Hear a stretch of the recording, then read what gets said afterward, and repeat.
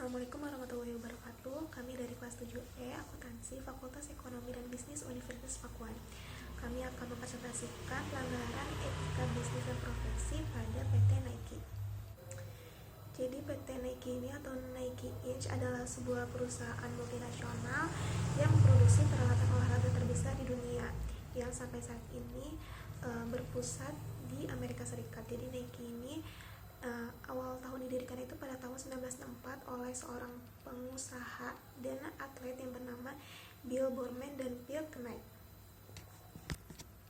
Sampai saat ini Nike Inc. telah mempunyai banyak sekali anak perusahaan termasuk di Asia dan Eropa dan di Indonesia. Selanjutnya adalah penjabaran kasus pelanggaran etika dan bisnis. Pada akhir tahun 1980-an terjadi pergolakan buruh di Korea Selatan, peningkatan tingkat upah, dan hilangnya kontrol oleh tempat kerja di negara tersebut membuat Korea kehilangan investor dari berbagai negara. Selanjutnya Nike memindahkan pusat produksinya itu ke Thailand Selatan dan Indonesia karena upah tenaga kerja itu lebih murah dan tenaga kerjanya sendiri itu tidak merepotkan. Alasan lain untuk perpindahan ini adalah bahwa pada tahun 1988 Korea Selatan dan Taiwan kehilangan akses khusus pasar Amerika Serikat. Investor Korea dan Taiwan lantas bergerak ke pabrik Thailand, Cina, dan Indonesia dengan pembuatan hak istimewa GSP dari negara-negara miskin tersebut. Kebijakan Nike. Ada 7 kebijakan yang diterapkan oleh Nike. Yang pertama, Nike tidak akan mempekerjakan buruh di bawah umur, lalu akan memberikan upah yang layak, lalu memberikan banyak keuntungan bagi buruh, lalu memberikan semua hak buruh setiap kali lembur. Lalu selanjutnya adalah karyawan kontraktor tidak bekerja lebih dari 60 jam per minggu atau jam kerja reguler dan lembur yang diperbolehkan oleh undang-undang di negara produsen pilih yang paling sedikit. Lalu yang selanjutnya, jam kerja lembur disetujui oleh kedua belah pihak dan mendapatkan kompensasi dengan bayaran premium. Lalu yang terakhir adalah karyawan berhak atas minimal 24 jam istirahat secara berturut-turut untuk setiap periode 7 hari. Kesalahan manajemen SDM. Tidak ada keadilan kinerja untuk pekerja. Lalu tidak ada rate apapun yang diterima pekerja setelah menjalankan tugasnya. Lalu selanjutnya, perusahaan tidak memfasilitasi karyawan ketika ingin bernegosiasi melalui serikat pekerja. Selanjutnya, manajer cenderung menghargai hak-hak pekerja untuk menerima uang lembur, mendapatkan hari libur, dan diperlakukan selayaknya manusia. Lalu selanjutnya, manajer cenderung memaksa pekerja memenuhi target produksi tanpa memberikan fasilitas yang memadai. Lalu ada juga perusahaan tidak memotivasi karyawan bekerja dengan baik, tapi cenderung mengancam. Lalu perusahaan tidak pernah mendengar keluhan dan aspirasi pekerja.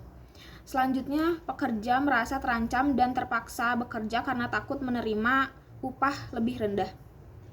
Lalu ada juga upah yang diterima pekerja di bawah standar hidup layak, padahal mereka bekerja di atas jam normal.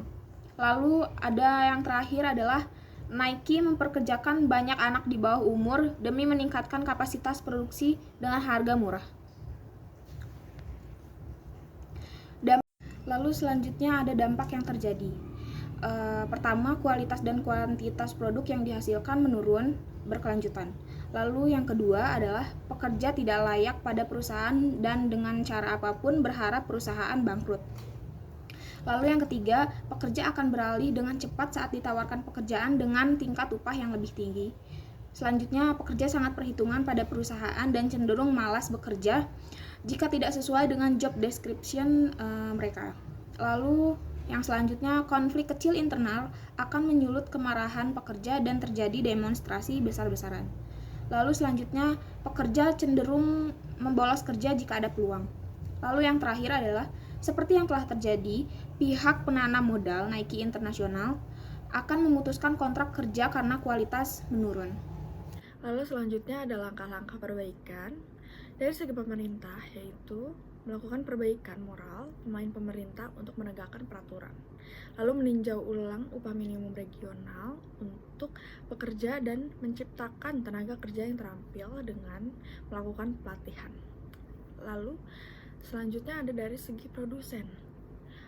Dari segi produsen yaitu dengan menegakkan peraturan yang telah diatur oleh perusahaan asing dengan baik dan benar, memberikan upah sesuai dengan aturan tanpa memandang itu pekerja lokal atau pekerja asing, dan lakukan mediasi dengan pihak asing jika dirasa ada peraturan yang memberatkan. Dan yang terakhir itu ada dari segi pekerja.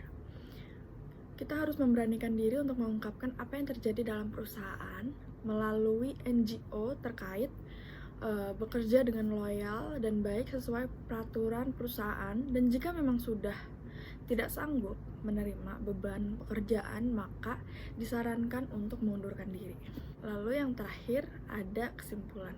Masalah yang menjadi penyebab utama dalam kasus Nike adalah penggunaan tenaga kerja buruh yang dianggap sebagai eksploitasi tenaga kerja.